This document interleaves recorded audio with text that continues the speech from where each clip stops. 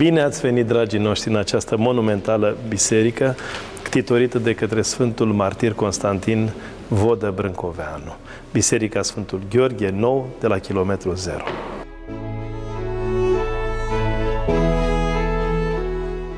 O să vă întâmpinăm cu acest tablou votiv al Sfinților Martiri Brâncoveni, care este reprezentativ pentru biserica noastră, și această scenă picturală unde sunt înfățișați voievodul Mihail Viteazu împreună cu doamna Stanca și fiul lor Necula voievod, când aduc marele odor al bisericii noastre, mâna Sfântului Ierar Nicolae.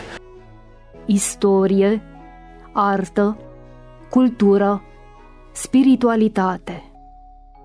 Pașii pelerinului ne poartă în inima Bucureștiului, la kilometrul 0 al României, la această biserică monumentală, ultima ctitorie a Sfinților Martiri Brâncoveni.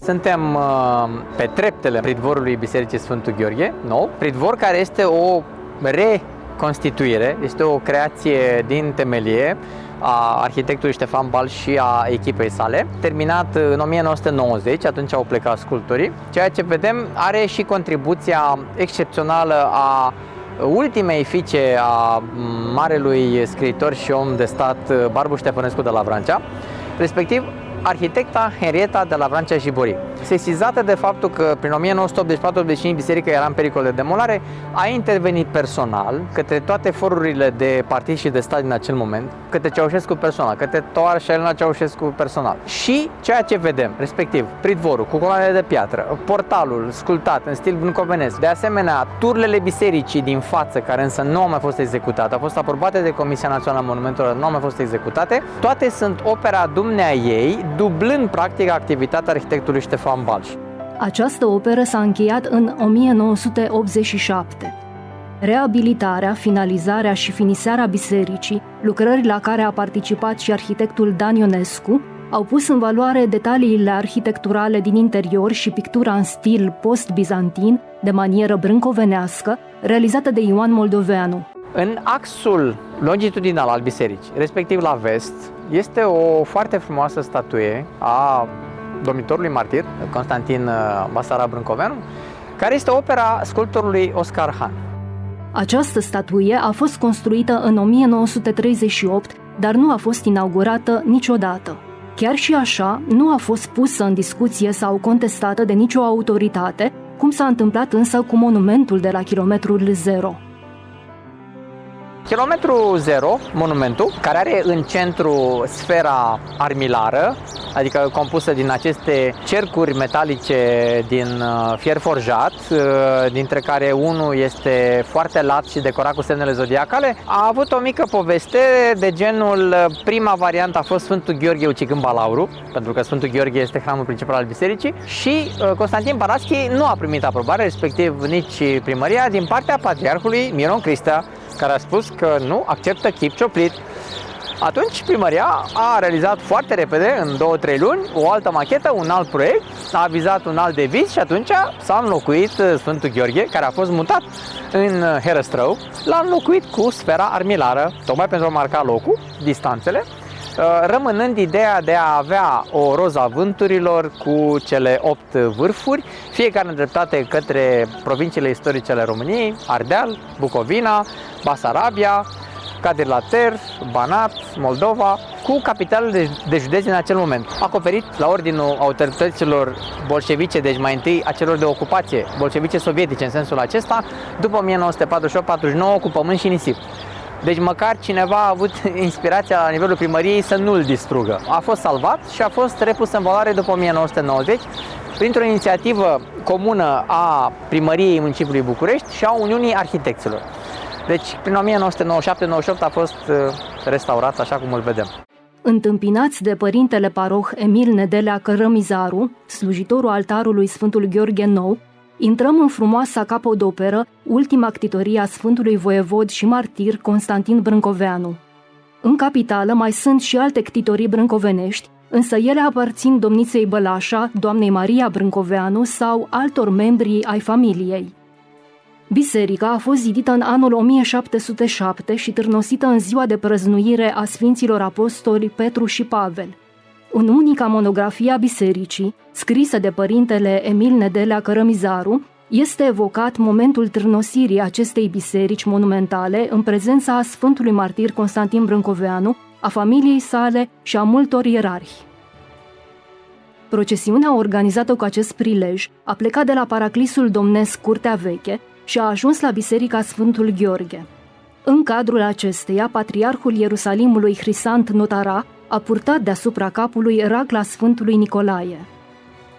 În anul 1847, biserica și așezămintele sale au ars în incendiul care a devastat jumătate din București.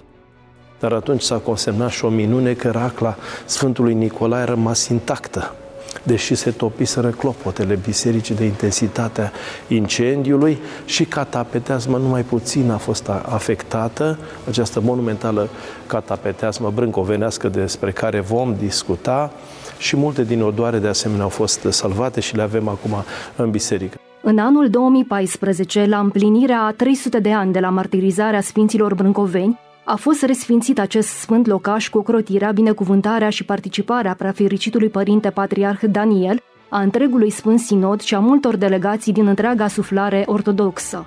A fost un moment extraordinar, frumos, căci de atunci, după ce în luna mai a anului 2014, același an, au fost scoase după rânduială din mormânt moaștele celui mai mare mucenic al lui Hristos, pe care l-a plămădit biserica noastră și acest popor.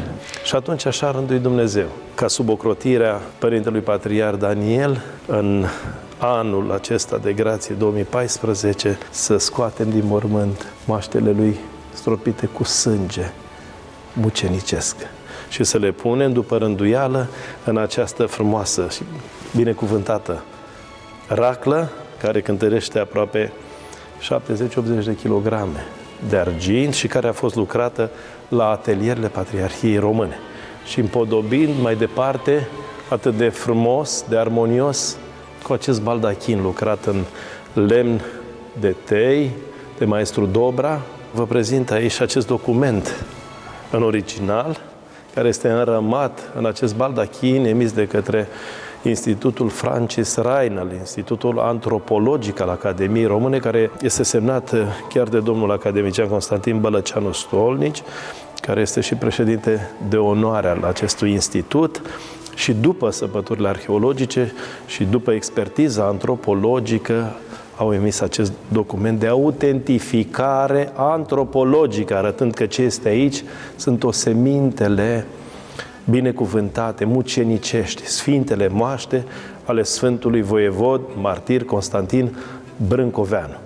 Credincioșii care intră în biserică se pot închina Sfântului Martir Constantin Brâncoveanu în partea dreaptă, fiind așezată racla cu sfintele sale moaște.